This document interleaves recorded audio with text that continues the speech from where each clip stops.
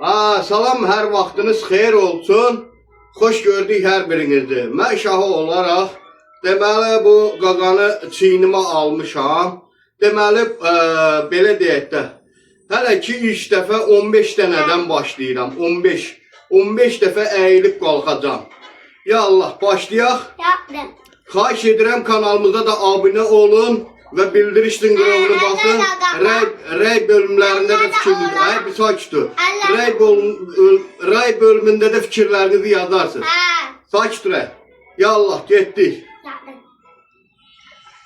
1 2 3 Hayır. 4 5 Yaptım. Rüyada ellerine yaptım. 8 Tüm tane de yapma. 10 11 Allah yapma. Eğitme. 13 14 Bir daha al. 15 Yapma. Birini hediye edirəm 16 Elinden de. Allah Yaptım.